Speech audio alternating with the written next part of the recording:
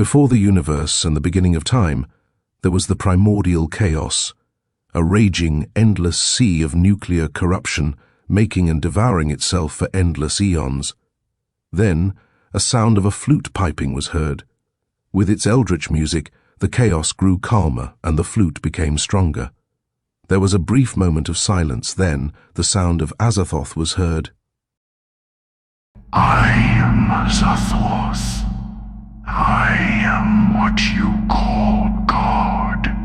I am the creator, the Nuclear Sultan. I am your father, and the father of everyone and everything. Then Azathoth began to slumber to the piping of the flute, and in his dreaming the totality of existence was born. This great slumber was later known as the Big Bang. What follows is a chronicle of those most unfortunate to encounter Azathoth.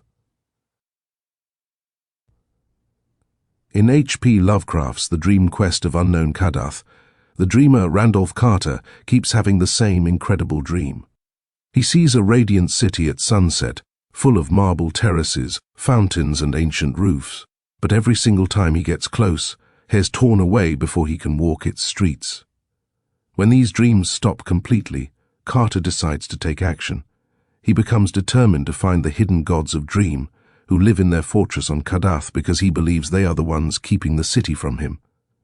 Carter's journey starts with him asking the priests of Nasht and Kaman-Thar for guidance.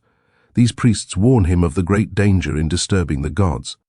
They speak of threats beyond the dreamlands, of gulfs that lead to the ultimate chaos, and of the daemon Sultan Azathoth, described as that last amorphous blight of nethermost confusion which blasphemes and bubbles at the center of all infinity, the boundless daemon Sultan Azathoth, whose name no lips dare speak aloud, and who gnaws hungrily in inconceivable, unlighted chambers beyond time, amidst the muffled, maddening beating of vile drums and the thin, monotonous whine of accursed flutes. This warning frames Carter's entire quest. He isn't just searching for a beautiful city, Hez stepping into the shadow of a vast, mindless power. Azathoth isn't a place he can visit, but the confusing center of all infinity, both the source of everything and a hungry void that consumes it. Carter heads deeper into the dreamlands. He passes through the enchanted wood and meets the Zoogs, secretive little creatures who know bits of ancient lore. The Zoogs point him toward the city of Ulthar. They tell him that the ancient Peccotic manuscripts and an old priest there named Atal might know how to find the gods. As Carter travels, his path feels strange and repetitive. He notices a rhythm in his steps, in distant chants, and in the faint sound of music he can't see. This repetition feels like the hidden pulse of a universe that is completely indifferent to what he wants. It's like a quiet echo of the monotonous flutes that are said to play for Azathoth. In Ulthar, the old priest Atal gives Carter another grave warning by telling him the story of Barzai the Wise. Barzai was destroyed for climbing the mountain Hathig Kla to catch a glimpse of the gods. This story, and the idea of the other gods, show how Azathoth's influence works. Azathoth is like a central void, and all other powers, no matter how mighty, just orbit around it. It's a reminder that even the most powerful conscious beings are just merely reflexes of its mindless mechanical processes. Ignoring the warnings, Carter presses on. He learns of a carved image on Mount Ngranich on the Isle of Oriab. He thinks this image might show the faces of the gods. If he can see it, he might be able to trace the gods' bloodline among mortals and finally find Kadath. This clue sends him to the port city of Derleth, a disturbing place of basalt towers and shady commerce. This is where the sinister black galleys dock. These ships are crewed by unseen rowers, and their arrival is marked by an eerie silence and a horrible smell.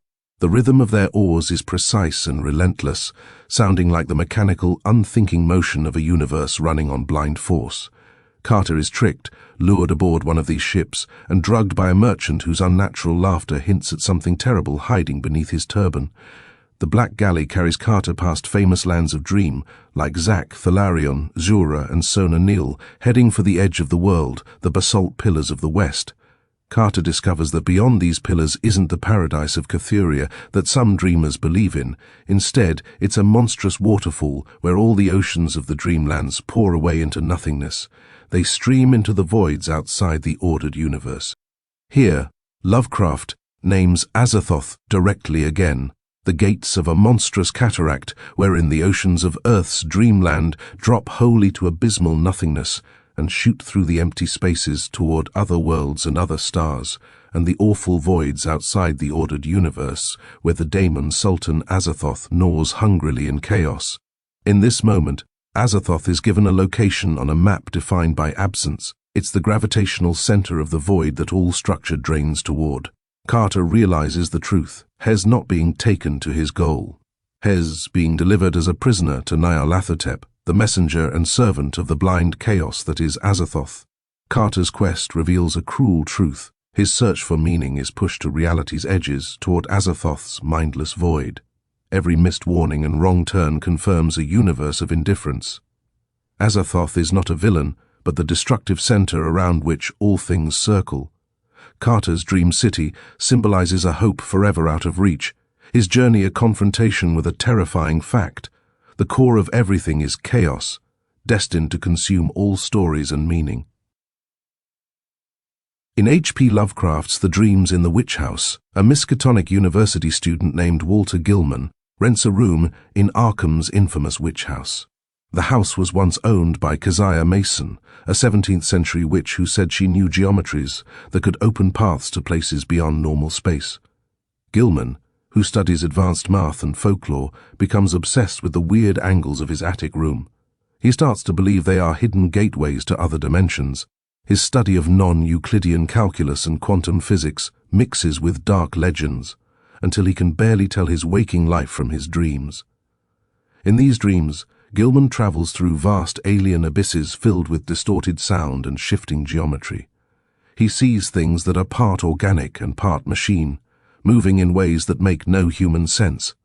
The chaotic rhythm of these visions feels connected to the mindless music said to surround Azathoth.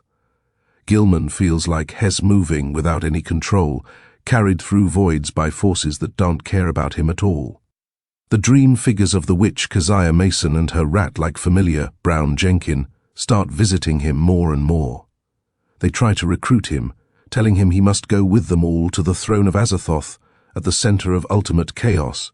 He must sign the Book of Azathoth in his own blood. Gilman tries to resist, but the pull gets stronger. He even starts sleepwalking, waking up in places he doesn't remember going to, as if the strange angles of the house are pulling him along against his will. As Walpurgis night gets closer, the dreams get worse. Gilman dreams that Keziah and Brown Jenkin lead him through angles that fold space, taking him to alien landscapes and then dumping him back into the void. The chaotic sound in these dreams grows louder, mirroring the thin flutes that pipe mindlessly around Azathoth's throne. It's as if Gilman's mathematical genius has tuned him into a frequency of pure cosmic indifference. In the end, Gilman is forced into a ritual where Keziah and Brown Jenkin plan to sacrifice a child to Azathoth. Gilman tries to fight it, but Hes too trapped by the dream logic controlling him. He dies violently, his body found with strange, unnatural wounds. The witch house remains, its impossible angles still holding its dark secrets. This story frames Azathoth not as a place, but as a terminal point, a silent beneficiary invoked through ritual. Gilman's mathematics forcibly align him with the mindless vacuum at reality's center, completing a cosmic transaction that breaks both world and will. In H.P. Lovecraft's The Thing on the Doorstep, the story follows Edward Pickman Darby, a man who never really grew up. From childhood, he was a brilliant but sheltered prodigy, writing dark poetry and studying occult books. This sheltered life left him dependent on others.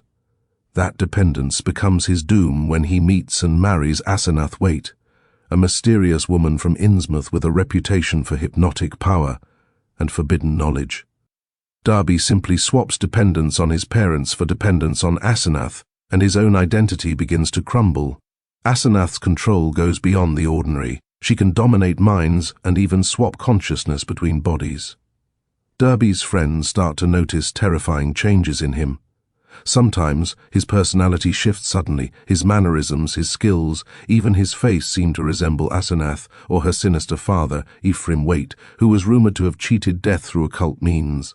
This isn't just influence, it's as if someone else is wearing Derby's life. The connection to cosmic horror becomes explicit when a delirious Derby babbles about being taken to a subterranean abyss, the pit of the Shoggoths, and chants to Shub-Niggurath. Most tellingly, he references his own first book of poems, Azathoth and Other Horrors. This is no accident. As the analysis notes, young Derby's odd genius developed remarkably, and in his 18th year, his collected nightmare lyrics made a real sensation when issued under the title Azathoth and Other Horrors. Here, Azathoth isn't summoned by ritual, it's cited in a book. The entity enters the story through academic proximity, a published, almost respectable name that blurs the line between a metaphor in a poem and a literal, waiting force. Derby's youthful obsession with the name foreshadows his later destruction. The true horror is the complete dissolution of self. Derby's body and mind become temporary containers, swapped and discarded by forces that treat individual identity as meaningless. The shuffling of consciousness between Edward, Asenath, and Ephraim mirrors the chaos of Azathoth's court, a universe where all forms and wills are temporary, and everything dissolves into meaningless rhythm. The story ends when Derby's friend, Daniel Upton, shoots him. Upton claims it's a mercy killing to stop the cycle of possession, but the final image, the monstrous, fused thing on his doorstep, leaves it painfully unclear if the horror has truly ended or just paused. The thing on the doorstep renders Azathoth's influence as a pattern of mindless exchange, cycles of possession, and the dissolution of identity.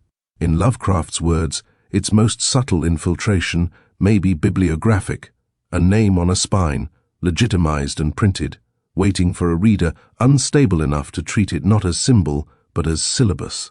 Beneath the personal tragedy pulses that deeper, indifferent rhythm. In H.P. Lovecraft's The Haunter of the Dark, the writer Robert Blake moves to Providence in 1934. From his study window, he becomes obsessed with the distant shape of a dark, abandoned church on Federal Hill.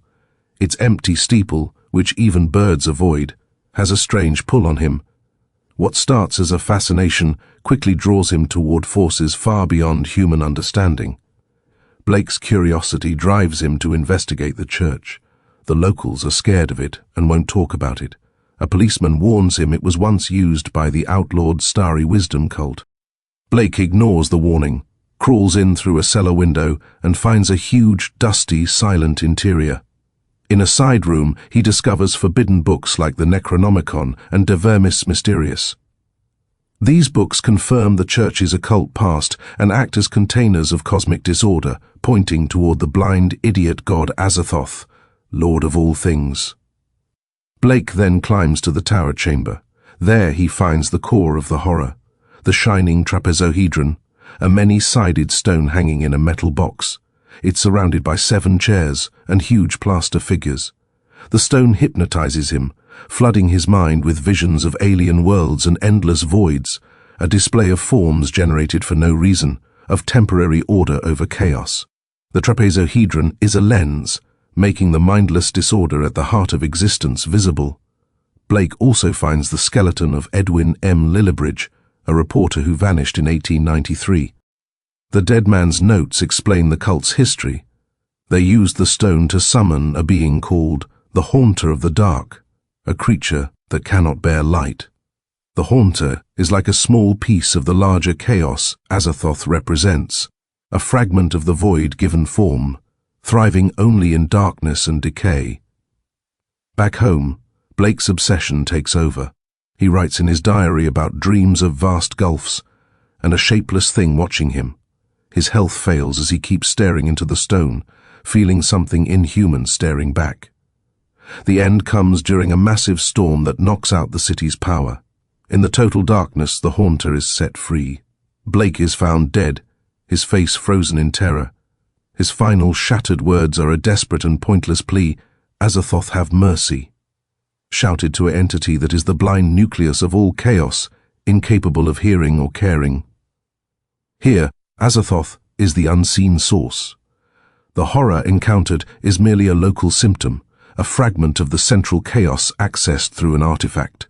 Blake's journey shows how human curiosity can become a direct channel to an indifferent universe, where all light is temporary, and the dark is waiting. The Sonnet Cycle.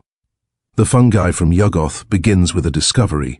The speaker finds a strange book in a forgotten shop, its pages full of hints about hidden paths and awful secrets. Just taking the book seems to alert unseen forces, setting the speaker on a run from a pursuer he can't see.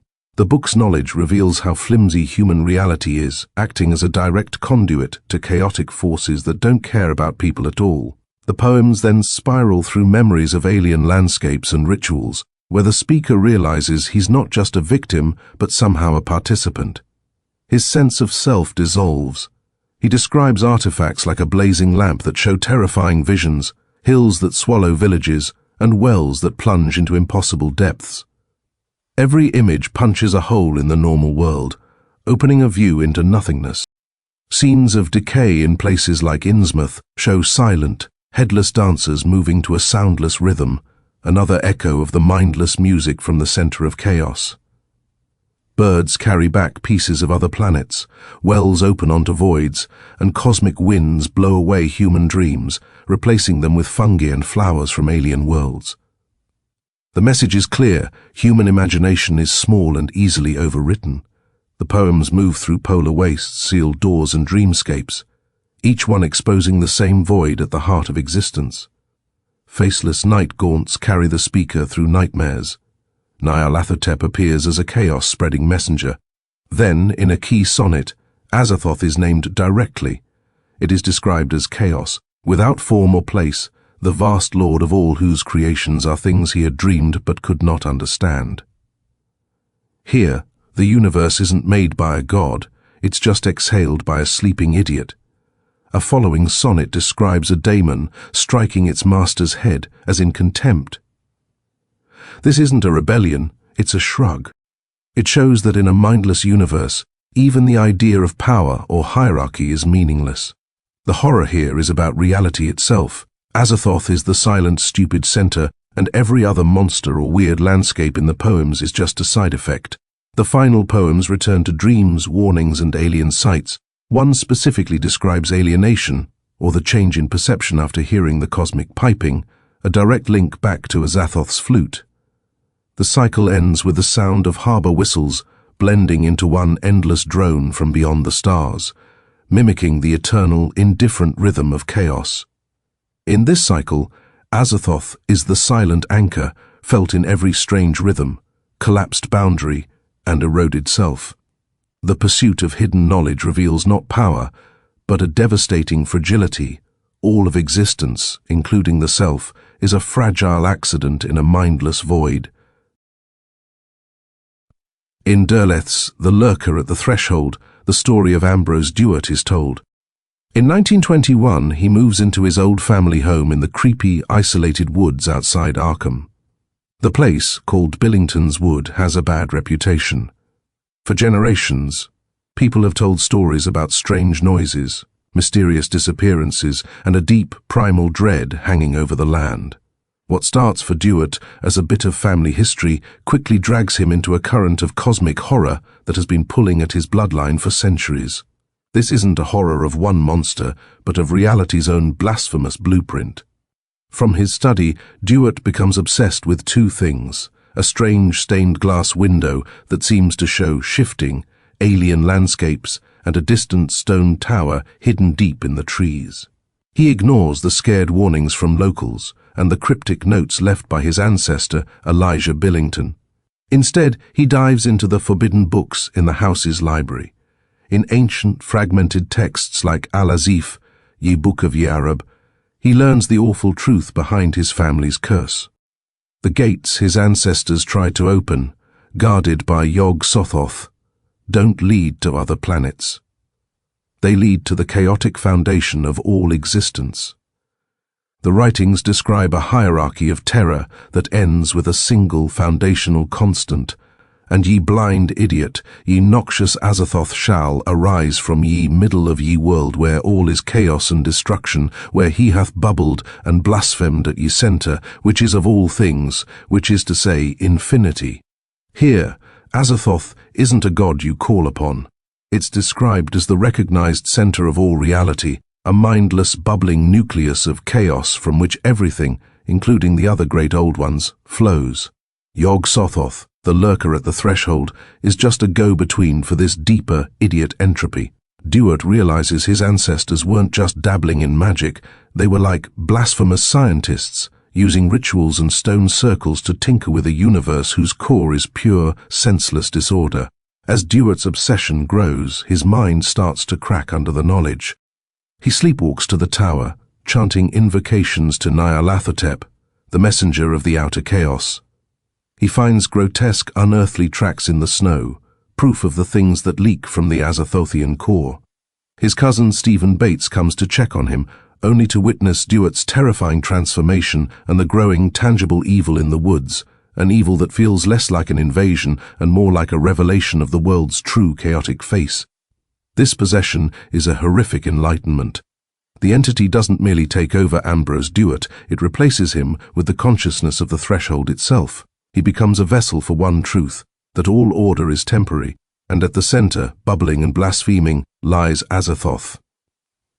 The story presents Azathoth not as summoned, but as geological fact, the acknowledged center of all things. The horror is one of blasphemous archaeology, unearthing that your bloodline is built upon and destined for the mindless chaos at reality's core.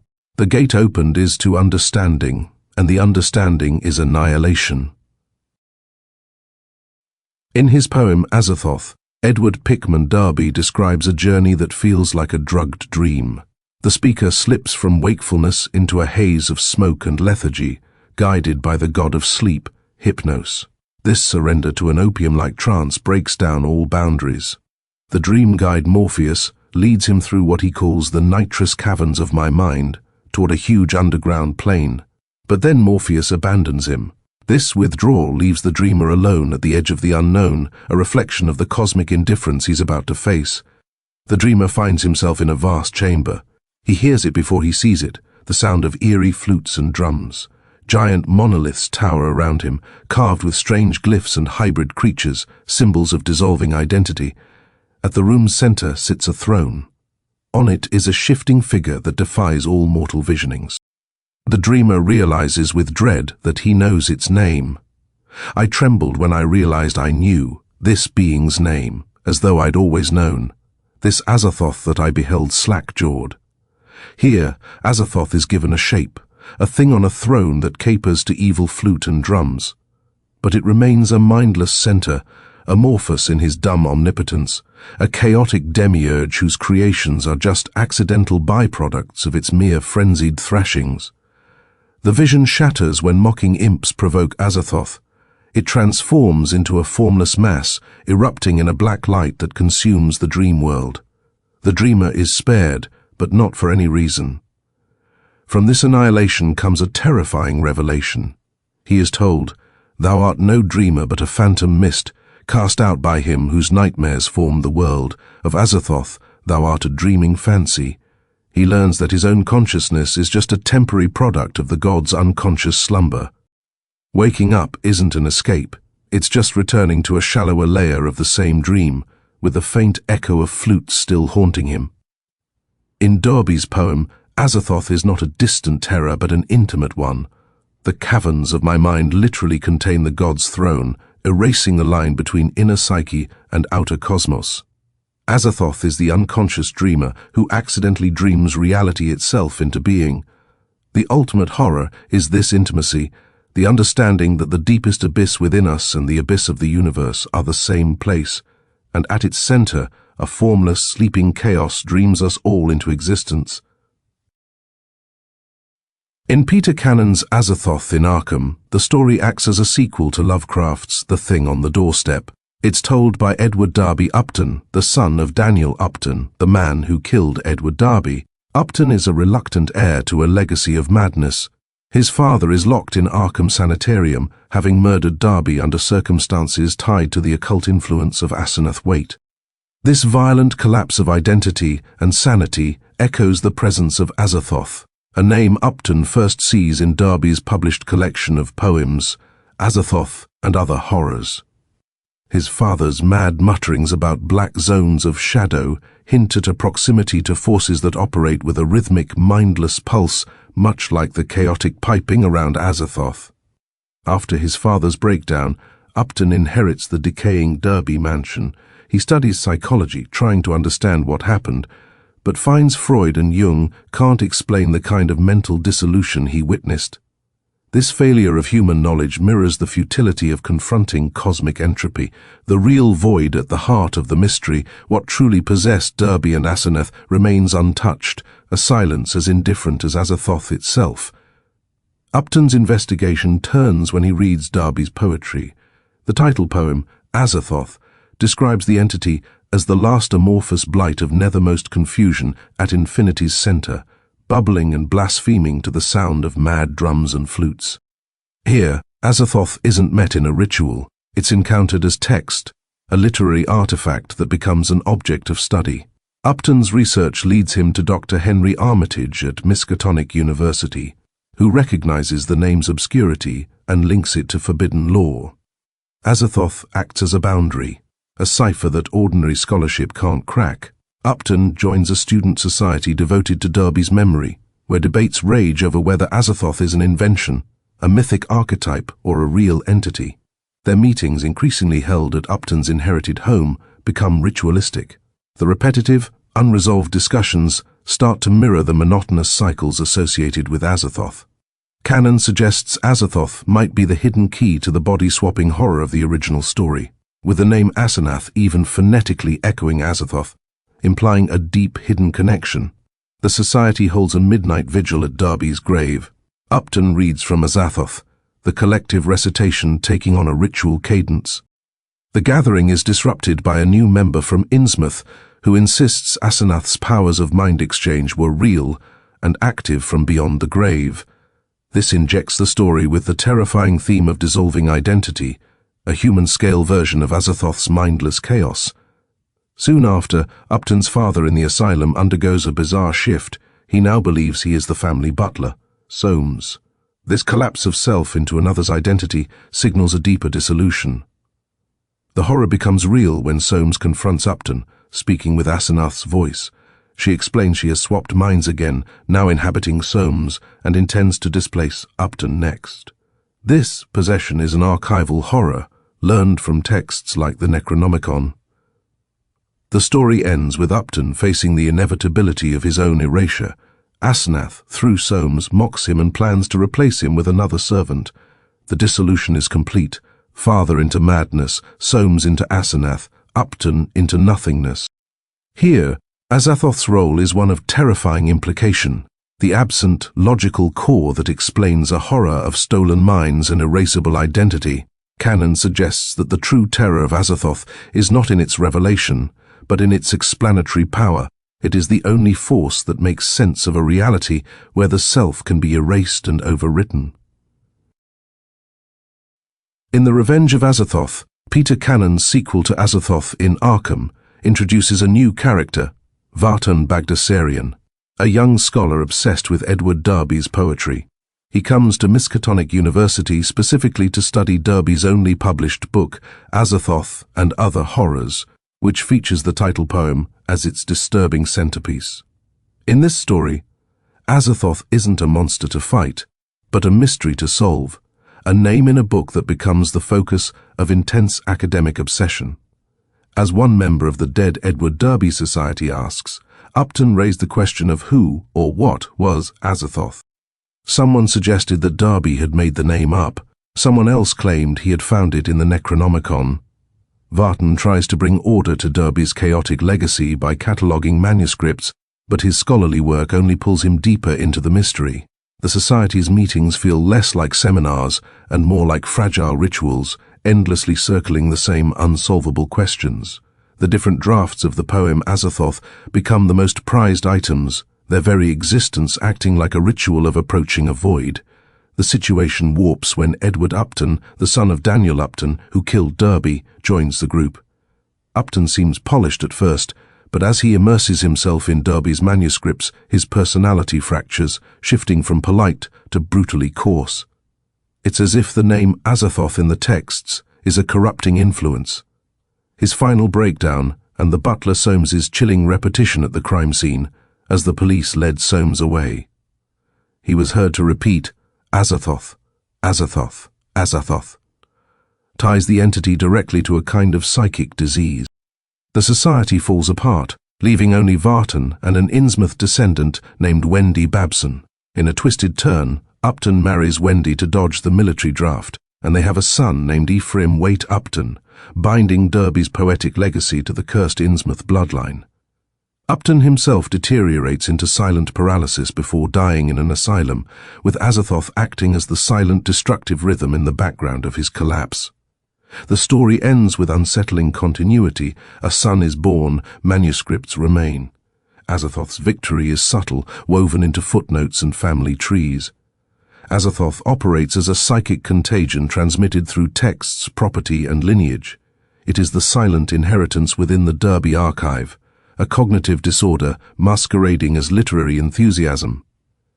Here its influence evolves, bypassing ritual to spread through academia and inheritance. Its most potent vessel becomes the archivist, ensuring its name is preserved, studied, and passed down, embedding chaos into the very attempt to understand it. In Stephen M. Rainey's The Pit of the Shoggoths, a man named Galen MacDonough tries to escape his life. After an affair breaks up his marriage, he runs to an isolated old house in Chesuncook, Maine, hoping to start over. The place seems quiet and safe at first, but in the basement, Galen finds something strange, a weirdly shaped copper box. Inside is a metallic device that lets out a sharp flute-like whistle when opened. He also finds old books with names he recognizes from occult lore: Derby, Waite, Maurice Zan. These clues hint that the house is connected to a hidden history of forbidden knowledge, where sound can open doors to things beyond our world. Brah. His box isn't just a relic. Even after Galen closes it, he wakes up that night to its piercing whistle echoing through the house. When he looks outside, he sees a huge shape moving at the edge of the woods.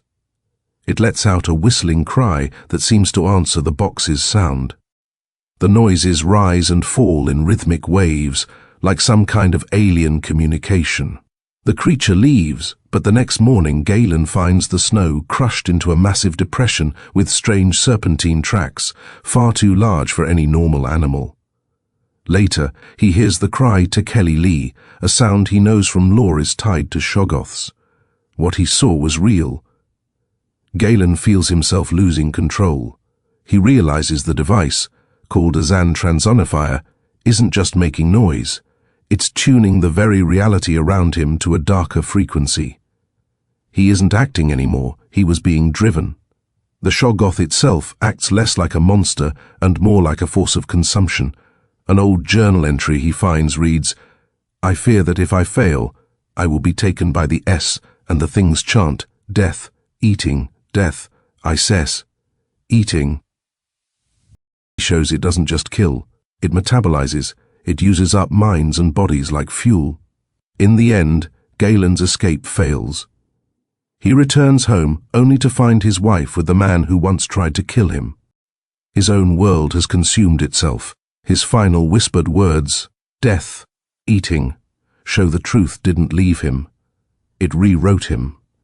The horror wasn't about being eaten, it was about repurposing, being metabolized by a universe that is perpetually hungry. Here, Azathoth is the engine. Its presence is systemic, a universe that doesn't attack but processes. The shrieking box echoes the mindless piping around its throne, and the Shoggoth acts as a local agent of its consuming will. Azathoth is the rule, the law that everything, from bodies to betrayals, gets metabolized by an indifferent cosmos. In Henry Kuttner's Hydra, the story begins with a series of strange deaths. An occultist named Kenneth Scott is found decapitated in Baltimore. His correspondent, Robert Ludwig, vanishes. A writer in California named Paul Edmund is discovered dead, clutching a strange crystalline object.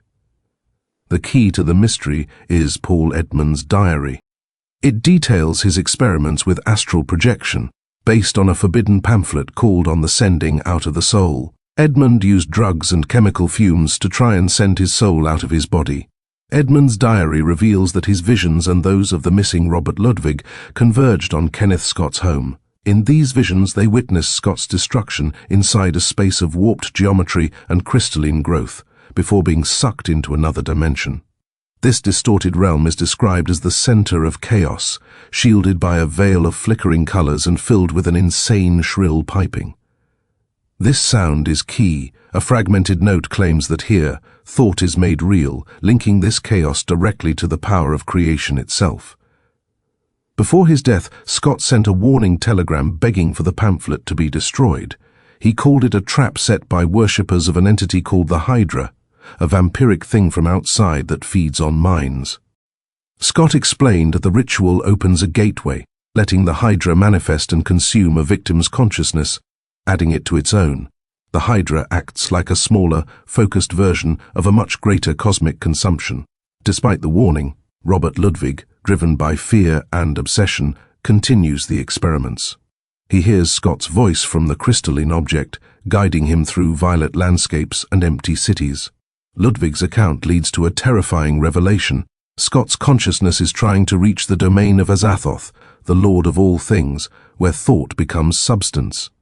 Ludwig knows that even a glimpse of Azathoth would mean utter annihilation. The narrative breaks apart as Ludwig descends into madness, his health failing from his contact with these forces. The crystalline object remains, a permanent conduit to the horrors outside. Henry Kuttner frames Azathoth as an absolute gravitational endpoint, the inevitable center of chaos. It does not act, but exists, warping all reality toward its mindless core. Forbidden knowledge merely points toward this silent, creative, destructive throne. In Lynn Carter's The Madness Out of Time, presented as a lost fragment of the Necronomicon, the writer Abdul al-Hazred tells a story in 3 clear parts, an encounter, a revelation, and a doom. But running beneath it all is a single, terrifying idea that Azathoth is less a being and more a fixed point in the cosmos, a place that defines everything else. Al-Hazred meets a sorcerer named Sargon in the Valley of Tombs, a landscape built on strange geometry. Paths curve in deliberate, defensive patterns. This isn't just weird architecture, it's a mortal echo of a cosmic law.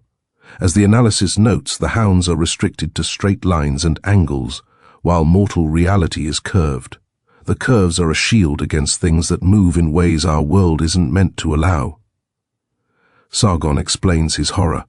Using a drug called liao, he saw beyond time and attracted the attention of the hounds of Tindalos. These hounds aren't independent monsters. They are the spawn of Noth Yiddick and the effluvium of Cthulhu, and that howl forever in the maelstrom that is dread and fearsome Azathoth. Their howling is a ripple effect from the center of all chaos. Sargon describes the sound as a thin, shiversome sound not unlike the howling of hounds, far off and faint to hear, like the baying of those grim hounds that howl forever at the heart of that black maelstrom. The horror is impersonal. It's the noise of the universe's foundation leaking in. Doom arrives when Sargon forgets the rule. He runs in a straight line. That single error lets the hounds of Tindalos seize him. The straight path becomes a direct line to annihilation. Azathoth is never seen, only described as a shadowy and indistinct realm of chaos that lieth beyond all bournes of time or space. The hunt along the angles is merely a symptom. The true destination is that maelstrom. Here, Azathoth serves as background, the domain, source, and terminal point. Terror flows from violating the geometric rules of a reality layered over its chaos. The hounds are not hunters, but inevitable expressions of that chaos, enforcing cosmic indifference through pure geometry. Once the line is crossed, the mindless mechanics of the universe take note, and there is no bargaining with a coordinate.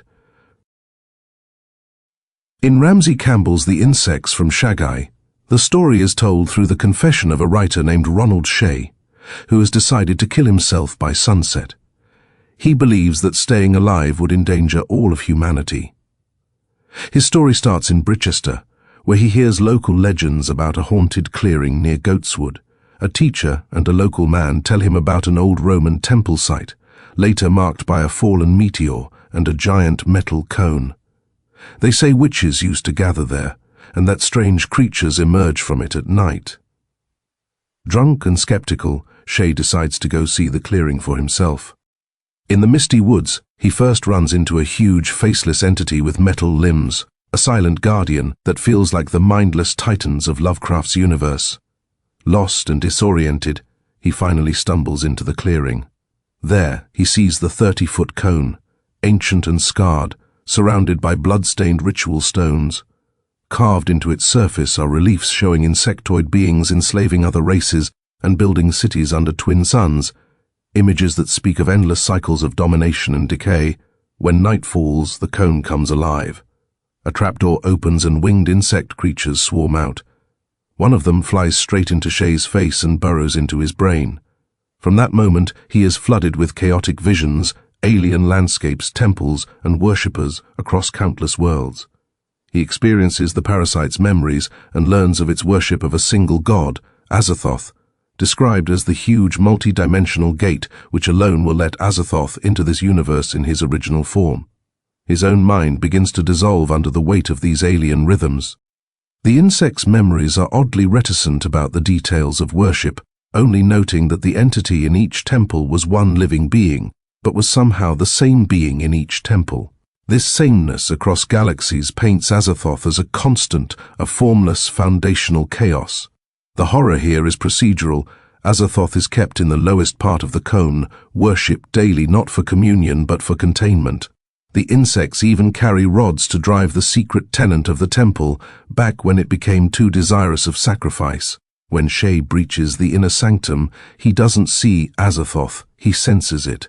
From behind a triangular door comes a sound which I had remarked before, a liquid rolling. He glimpses only something ooze into the corridor, a pale grey shape, expanding and crinkling, which glistened and shook gelatinously before slamming the door in terror. The lack of a clear description is part of the horror. After that, it is only in nightmares that I imagine I see the complete shape. By the end, Shea accepts that the insect has merged with him. It has poured its life into his mind, and his continued existence risks spreading this parasitic influence. His planned suicide isn't an act of despair, but of containment, a last fragile attempt to resist the cosmic entropy now inside him. In Campbell's vision, Azathoth is less a being than a cosmic condition, a theorem to be enacted. The horror is bureaucratic, parasitic, Earth merely a construction site in the insect's colonial project. Shea's body becomes a battleground not for his soul, but against an invasion that treats life as mere housing, a chaos waiting patiently to be let in. In Thomas Ligotti's The Sect of the Idiot, an unnamed narrator arrives in a strange old town whose location is never revealed. The place feels both claustrophobic and endless. Its streets look like hallways, and the sky seems like a painted ceiling. This unreal atmosphere introduces the story's main idea, that reality might be a shaky structure built on nothing. The opening quote names the blind idiot god Azathoth, framing everything that follows within a universe born from chaos. The town itself seems to run on that same idiotic logic, where nothing stays solid or clear. The narrator rents a high room overlooking the town. Isolated and observant, he soon meets a strange little man with silver hair who comes to his door by accident. The man is polite but unnerving, and his lingering look into the room feels like a warning. That night, the narrator dreams of a secret chamber in the town where robed figures sit in twisted chairs. Their heads tilt at odd angles, making a buzzing sound that passes for speech. They move tentacle-like limbs in a way that suggests a knowledge humans can't grasp. These figures are what Ligotti calls enlightened zombies, beings that oversee a hypnotized world. But the dream reveals they aren't in charge.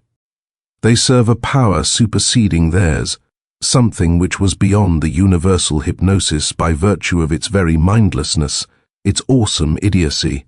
That power is Azathoth, the mindless chaos behind everything. After the dream, the narrator sees the town differently. Normal-looking buildings now seem to hide something corrupt underneath. He explores and finds an abandoned building, and inside, the exact room from his dream. The grotesque chairs are there, their seats filled with a trembling liquid. The dream has leaked into reality. The silver-haired visitor reappears, now openly sinister, and tells the narrator they want you with them on their return. He is being recruited into the sect, his individuality about to be swallowed by a larger, indifferent order. The narrator runs, but the town's influence has already marked him. People whisper about deformity. Back in his room, he makes a horrifying discovery. One of his hands is no longer his own, it belongs to them. His body is changing, his hands twitching into tentacles, making it hard to even write. He realizes the town's influence isn't local, it leaks from the void itself, following laws he can't understand. His personal madness now merely emulates that of the world. In the end, he knows he must go back to the town and cross a threshold no human has crossed, surrendering completely to the pull of the idiotic god. Ligotti's story treats Azathoth not as a monster, but as the base reality behind everything. The town is a small model of a chaotic cosmos. When dream and reality collapse and the narrator's body changes, it shows a universe where individuality is absorbed into mindless, idiot patterns. Here, horror isn't about meeting a god, it's realizing you were always part of its architecture, an aberrant symptom of its senseless processes. In The Throne of Achamoth by Richard L. Tierney and Robert M. Price, the story reimagines the mythos through a Gnostic lens. It follows Simon of Gitta, an ex-gladiator turned magician, who is desperate to reunite with his lost love, Helen. His mentor, Dositheus, warns him that the astral journey he plans is incredibly dangerous, but Simon insists. Simon's desire goes beyond simple love. Helen is portrayed as his other half, his syzygy, a piece of a shattered divine soul trapped in the material world. This fits the Gnostic view of the universe, where a false god called the demiurge has imprisoned sparks of the true divine in matter. Here that demiurge is named Achamoth, and the authors directly identify her with Azathoth. Achamoth is described as the first dream of the Enoia, a corrupted being who splintered the divine feminine to create the physical universe. She declares, "I have taken her being and sundered it into an infinite fineness, and from it I shall create lesser beings who will serve me, and material worlds which they shall rule, and creatures upon whose energies they and I shall feed." The cosmos, in this view, is a prison built for feeding. Guided into a trance, Simon leaves his body and travels beyond Earth. He sees humanity as a vast swarm of life energy, with only a few true spirits among them. He then ascends through the celestial spheres, each one a prison barrier ruled by an entity called an archon. These archons are not conscious rulers, they are vast sleeping beings that passively feed on the spiritual pain of trapped souls. The moon sphere is ruled by a toad-like archon that feeds on earthly suffering. Simon escapes by speaking a powerful name. The sphere of Mars holds an octopus-headed archon, and Simon again passes by using another name. The story reveals these spheres as a chain of harvesting stations. Each one consumes life force, and the energy resonates from one to the next, creating a kind of awful symphony. This music of the spheres is not beautiful harmony. It's the distorted rhythm of a universe consuming itself, echoing the mindless piping around Azathoth's throne. Simon finally confronts Achamoth herself, who appears as a pulsing mountain of darkness that forms into a lion-headed shape. In a crucial moment, her face shifts to become the exact reflection of his own. This reveals Achamoth, or Azathoth, not as an external monster, but as the very principle of corrupted creation, a fragmentation that Simon himself is part of. This story provides a radical theological reinterpretation of Azathoth. The blind idiot god is recast as Achamoth, the Gnostic demiurge, a predatory intelligence who designed the material universe as a system of suffering to feed itself. The cosmic indifference is given a sinister purpose. The entire structure of reality is a prison, and its sustaining rhythm is the sound of souls being consumed. In Gary Meyer's story, The Last Night of Earth, an old sorcerer named Han watches the end of the world from his high tower. The story unfolds step by step as a strange vision changes form, pushing Han closer to a truth he can barely grasp. Han first sees a pale arc on the horizon, like a mountain rising from the sea. It grows steadily, which he knows is impossible. He calls his apprentices to confirm what he sees, but they see nothing. This tells him the vision isn't part of the ordinary world, but something from outside pressing into his mind. Frustrated, Han turns to his vast library. He searches through records of every kind of disaster and wonder, volcanoes, new islands, falling stars, even divine apparitions. Nothing fits. Each failed search shows the limits of human knowledge when faced with something truly formless and vast. The horror is in the structure. His methodical search, moving from geology to astronomy to theology, builds a ladder of understanding, and at the very top is the concept of Azathoth. The vision itself changes. The mountain shape becomes a luminous disk bigger than the moon, with what looks like a face and one closed eye. Later, it shifts again into a colossal torso with inhuman limbs. Han realizes he isn't looking at a natural event, but at a god. In his mind, only one being is vast enough. There was only one god whose form might approach the scale that Han required, and that was the allegorical figure of Azathoth, the primal monster who had given birth to the stars at the beginning of time, and who, according to an obscure tradition, would devour them at its end. But even this terrifying answer is wrong. The text is clear. No, not even here was the answer to be found. Azathoth isn't the thing appearing to him. Instead, Azathoth represents the very edge of what Han can conceive, the final category in his mind. The apparition is something beyond even that primal chaos. In a final act of will, Han abandons his books and stares at the closed eye of the apparition, trying to force it to open. After a long struggle, it does. But this isn't a moment of understanding. It's a confrontation with pure, silent indifference. The open eye offers no meaning, only a void. Han's apprentices, hearing a scream, return to find him dead in his chair, still staring. They look out the window, and for one terrible moment, they see it too. Then they run. Their flight says everything. There are things you cannot know and survive. When a concept as ultimate as Azathoth proves to be just another category, and an insufficient one, the result isn't a new myth. It's the end of knowing itself. The Last Night of Earth presents Azathoth as the ultimate benchmark of horror, the most terrible thing a learned mind can conceive. The true terror becomes the realization that reality contains things which surpass even that benchmark. The horror is not Azathoth's mindlessness, but the discovery of something more mindless, more alien, and more central than the chaos at the center of all known infinity. In the story, The Demon Sultan by Donald R. Burleson, a man named Lovecraft is set on a strange path. A wandering poet picks him out and whispers that he is destined to seek the mystery of the Demon Sultan, a being named in the ancient Pnakotic manuscripts as Azathoth. The poet's words set up the quest. Lovecraft is to search for the Lord of all existence who broods at the center of all chaos. But as the story goes on, these grand titles turn out to be misleading. As an adult, Lovecraft asks scholars and elders for answers, but they only give him vague warnings. One shaman tells him that sometimes one encounters what one seeks, a clue that seeking this chaos might mean falling into it. His travels through different lands yield nothing but silence, making the absence of an answer feel like a presence, an echo of the void he's looking for.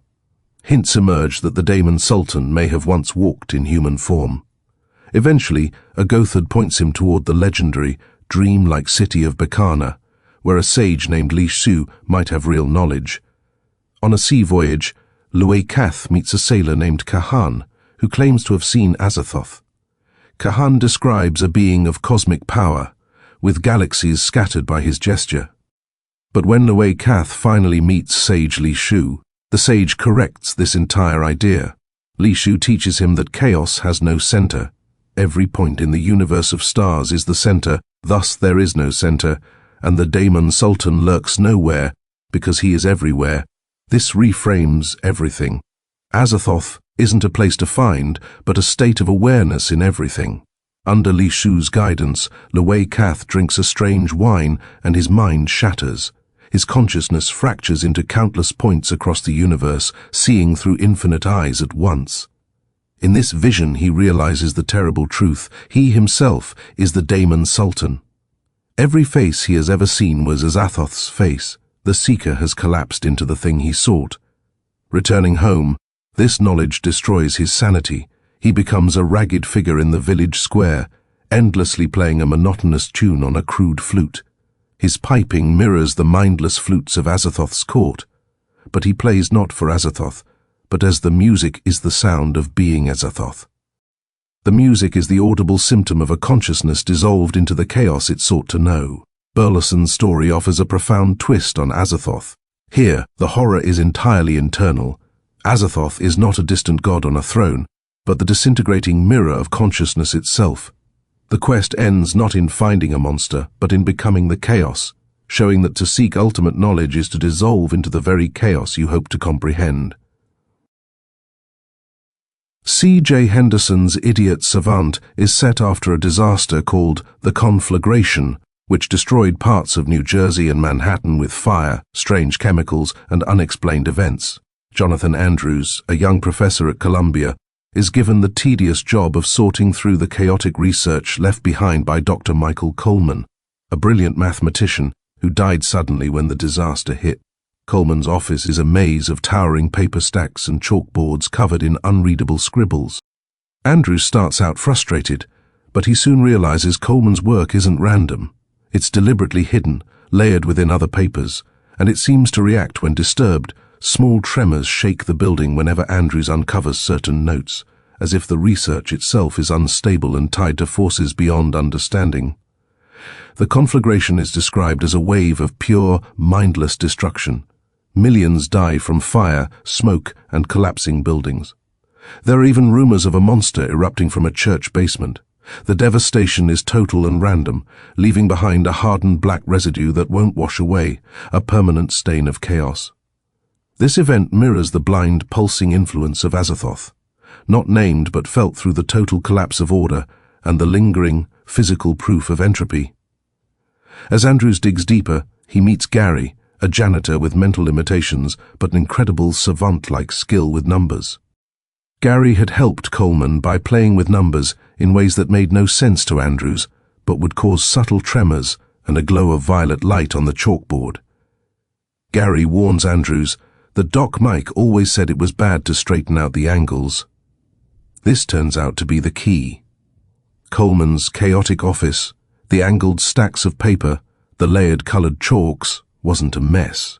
It was a carefully constructed model of galactic geometry, a fragile dam holding back the formless chaos that Azathoth represents. To organize it linearly is to break the dam. Andrews later meets Dr. Zachary Goward, a philosopher who worked with Coleman. Goward explains they were blending math, philosophy, and myth to chart planetary movements, trying to calculate when the access way to whatever else was out there might open again. That whatever else isn't another world with beings, but a primal state of disorder.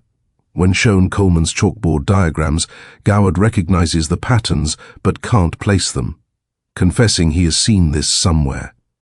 The work exists at the edge of knowledge, a structure that destabilizes the very mind trying to comprehend it. The crisis hits when Andrews, in a final act of frustration, erases Coleman's central chalkboard diagram. The result isn't an invasion of monsters, but a personal translation into chaos. He is thrown into a limitless abyss of inexplicably colored twilight and a strange, distant cacophony of disordered sound. A terribly vague shrieking beckoned to him from the dark and smoking distance. Here, he encounters the source, a blind force as large as a galaxy, the idiot thing. Its mere groping, indifferent attention drains Andrews of all life, leaving his body a desiccated husk. His human emotions of hate and fury only serve to attract its notice, resulting in the screaming of a billion tormented colors. The story's final insight comes from Gary. On the smeared board, he rewrites the key formula. It wasn't a 2 + 40 + 4 as Andrews had misread, but a clearer message. When Goward reads it, he is frozen by understanding. The equation wasn't a problem to be solved. It was the constant, the signature of the system itself, always visible to a non-linear mind like Gary's. In Idiot Savant, Azathoth is the idiot vortex of chaos that underlies reality. The horror is that the universe's order is not a given, but a fragile formula maintained by unnatural angles. Once that formula is erased or straightened by a rational mind, the underlying chaos consumes everything. Azathoth awaits when our fragile bulwarks of knowledge fail. In Stephen Studak's The Space of Madness, the story begins with a chilling premise. Advanced spacecraft called the Questa series can travel into deep space and return mechanically intact, but their crews never come back sane. The narrative follows two astronauts, Simon Bonn and Gary Rones, on a mission into a region called the Outer Darkness.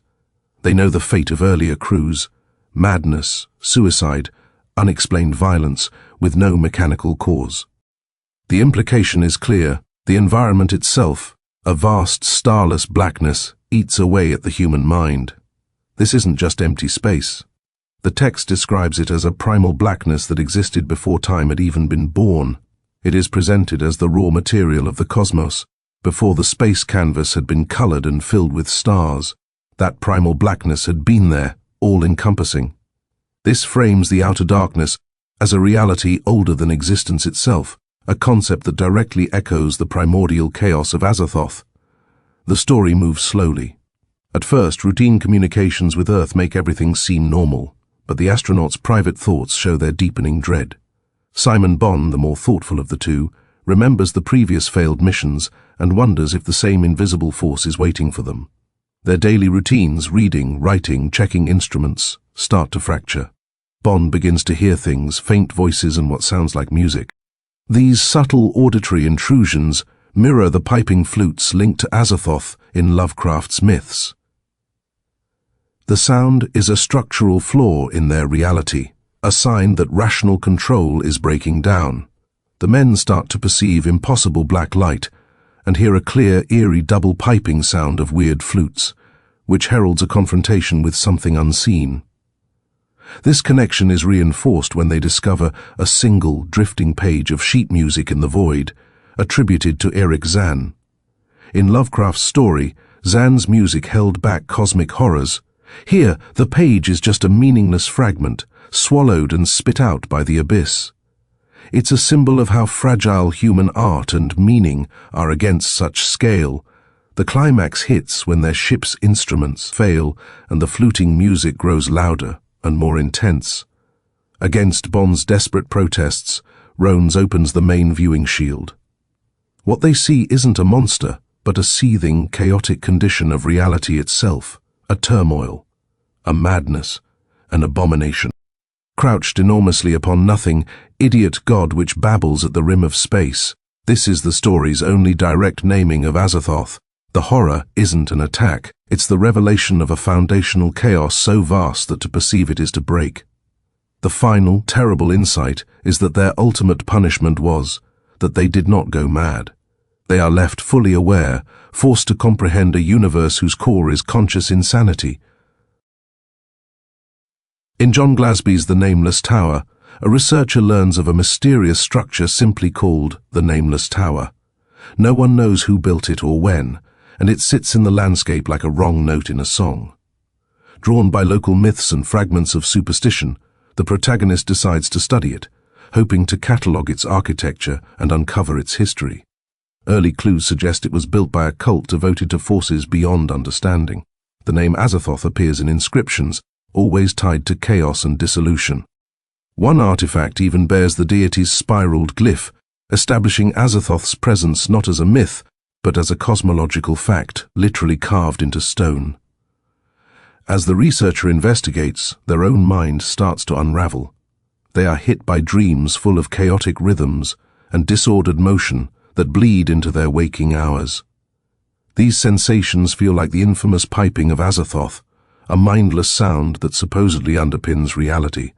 The tower itself seems to be made of entropy, Its stones feel like they shift, its dimensions won't stay constant, and its interior is impossible to map. Every attempt to apply reason fails, hammering home the sheer indifference of the cosmos. Inside, the researcher finds evidence of ancient rituals. Symbols everywhere point to the worship of a central void, and fragmented manuscripts contain direct chants to Azathoth. But this wasn't worship for blessings, it was a catastrophic navigation. As one note explains, Azathoth himself lurked at the very center of infinity, and, because of this remoteness and the hideous terror associated with him, he had only once been worshipped by any race in the entire history of the world. The tower itself is described as a magical portal, giving them direct access to their dark and terrible deity. This frames Azathoth not as a god who listens, but as a place, the center of infinity, that can be reached through a ritual that destroys the ritualist. The story's climax comes as the researcher climbs the tower's higher levels. The structure becomes more unstable the higher they go, with walls bending and corridors folding in on themselves. The ascent feels like a descent into pure disorder. At the summit, vision fails and sound takes over, a screaming, chaotic noise. The ancient mechanism built from glyphs and chants activates perfectly after ages of dormancy.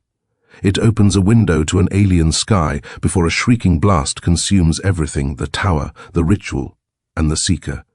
In the end, there is no grand revelation. The researcher who survives is left deeply disoriented. Their notes speak of the impossibility of recording what happened, the uselessness of measurement, and the total dissolution of self they experienced inside. Glasby's story frames the tower not as a monument, but as an engineered fault in reality, a suicide device for those who decipher its code. Here, Azathoth is the ultimate dead end of forbidden knowledge, a trap of pure logic, a puzzle whose final solution is the solver's own dissolution. In Alan Mackey's The Plague Jar, Professor Henry Winwood shares a dangerous secret with his student, Trent Jameson. Winwood shows Jameson a manuscript he wrote called The Plague Jar. The university press rejected it for being too disturbing. The manuscript tells the true story of an archaeological expedition into the Rub al-Khali Desert, a story that was deliberately buried. Winwood makes Jameson his confidant, entrusting him with knowledge deemed too dangerous for the world. The expedition was led by a brilliant but unstable archaeologist from Riyadh named Professor Ali Yaqoud. He was obsessed with finding the legendary city of pillars, Irim. His own academic mentor had vanished years before under mysterious circumstances, suggesting a dangerous pursuit of forbidden knowledge. Yaqoud gathered a team and headed into the empty quarter. The journey was a disaster. Sandstorms and breakdowns were bad enough, but they were also stalked at night by emaciated figures Yaqoud called ghouls. To protect them, Yaqoud produced a strange hollow glass jar, claiming he had paid the price for their safe passage.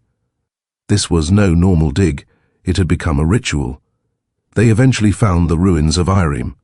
The place felt ancient in a way that went beyond time. It felt wrong.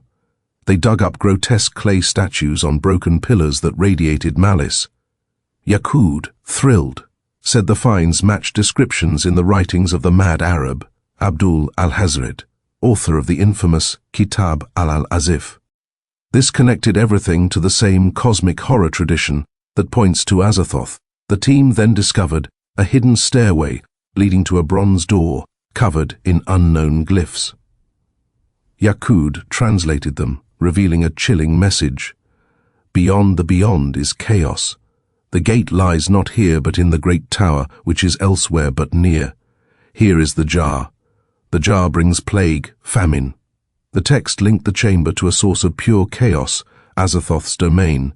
The jar itself was a vessel for entropy and pestilence, a physical tool of mindless destruction.